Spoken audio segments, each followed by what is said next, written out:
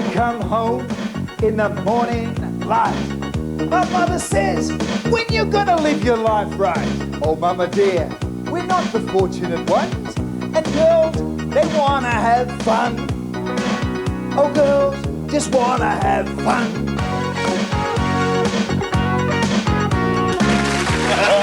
You can't be serious. Max, you couldn't be serious. You couldn't be serious about that suit, could you? It's not yours. It fitted perfectly. It comes straight out of the wardrobe. Is it your suit? Had that much money. So the power of television, Max, like that's on the Late Show last night on the ABC. Yes. And you've done a magnificent job, and it's my pleasure, on behalf of all the musical supporters in this country. Oh. What are you doing now, son? You give me the three. The big fella's already turned gold. It's already turned gold, the big fella. Maxie, fantastic, great effort. Is that gold or brass? Well, they tried to get it the same colour as the suit, but there was only ever one lot of paint that'd go that colour. Max, do you own that suit? I have to own up to it, Teddy. There's very few places I can actually I can wear it.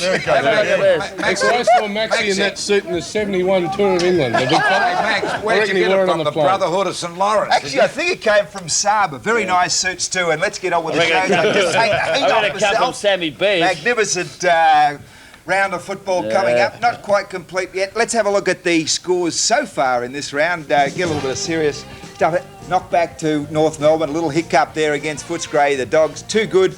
Carlton, well, they went right to the wire against Sydney. Just 1 point in the dying seconds. Good win there. And St Kilda, too talented for Richmond.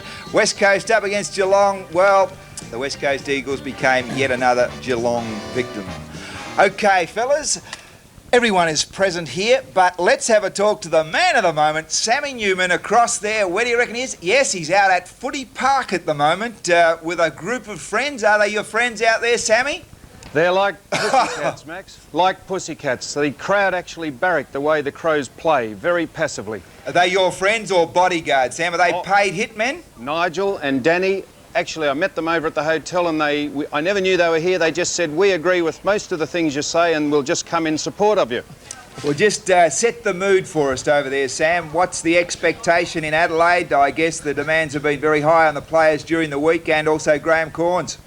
Well, now, the Crows are very expectant, but I tell you, I was speaking to a couple of the Collingwood officials over at a hotel about half an hour ago and they are absolutely confident they can do what should be done to the Crows in their third year of being in the major competition in Australia, and that's knocked them right out of the ballpark here. Hey, listen here, Sam. Why are you in disguise in South Australia? Disguise, Ted? Yes, why? I mean, you should be a truly blue Victorian, proud of the fact you've given them heaps. Aren't you prepared to cop any back when you're over there? Well, Ted, if you could get your brain into gear just for a start, this is a Victorian-based jumper. Collingwood is a Victorian-based club, and I'm supporting something that you hold dear to your heart, or you reckon you do, and that's State of Origin football, Collingwood. What are you talking about? Why don't you go over there in your natural gear that you normally wear around, rather than try not to be recognised? Oh, I've been trying to be recognised. I'm over here supporting a Victorian-based club, Ted, which is more than you're doing. You're sitting back there in the comfort zone, doing what you do best. Hey, Sam, as an old Collingwood captain, could I say this to you? You're a disgrace to the Collingwood Guernsey. You look terrible and we're ashamed of you. Hey, listen, Lou, I've given the Collingwood Guernsey some class. Yeah, I'll say. You look terrible. I reckon if you got your own teeth, you're a sissy down at Collingwood. I'm putting some actual credibility into the club here. Yeah. I've been mobbed by the Collingwood supporters over here. You're a disgrace. Hey? You're a disgrace to us. Thanks very much, Sammy, and make sure that all that black nugget doesn't come off that big snout of yours. OK, moving right along. Alex Sashenko, the big North Melbourne ruckman, is with us at the moment to talk about, I guess, the disappointment of yesterday's performance. First up, update on your ankle and a few of the other injuries that may be a problem next week. Yeah, we had a few injuries come out of the game. I just tweaked an ankle. It's fine. I've been icing it all night, and it's feeling great this morning. I might go for a run around the town later. But Johnny Longmire's hurt his knee, but I mean, he's a country boy. He's pretty tough. I'm sure he'll come up. And Brett Allison and Jose Ramiro both just got twinges to their ankles and knees respectively. And the pill's working on Rock? Yep. Well, do you have the flu yesterday? Alex, what was the coach's reaction to your loss? Because it was a sad loss yesterday. Well, it was, but I mean, it's really not the time to sort of get too upset about, you know, what's happened. I mean, we've really got to concentrate on our elimination final now. You know, I mean, that really was a final for us yesterday, and I mean, I suppose we played catch-up footy. I mean, we had a bad second quarter, and forever on, you know, from that time on, we were playing catch-up. But Alex, going into the final series, you've been a confident team, really running on confidence the whole year. Now, 2 losses over, you know, only over a few weeks. Do you think that's going to really put a dent in your confidence going into the finals?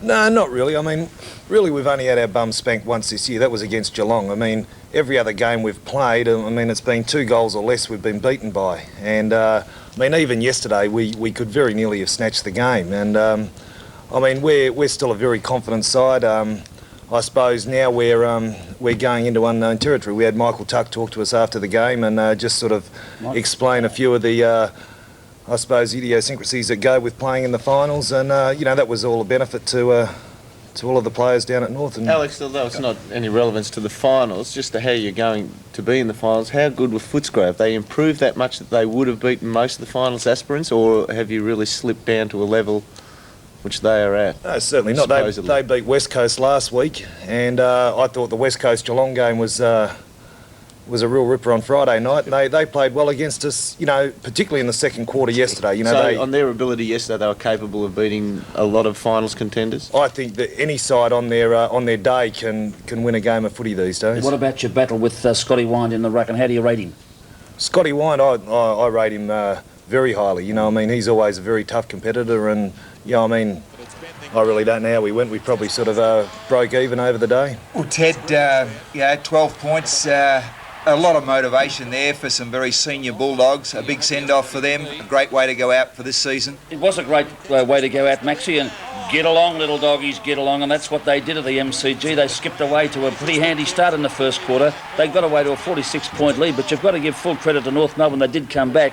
That big fella on the screen a moment ago, there's Roberts kicking for North Melbourne. Griggy, he took control, kicked 6 goals down the forward line, and Scotty Wind and Alex had a great battle. In the second half, I thought Wind came right into his own and certainly gave them great drive from the centre. But they had some very good younger players, Footscray in West, Nicholson and young Thorpe, and they all contributed to their victory.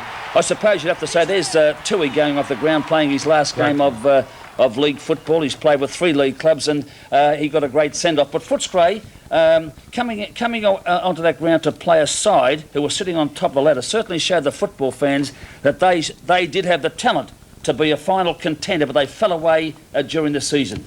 Ted. Yes.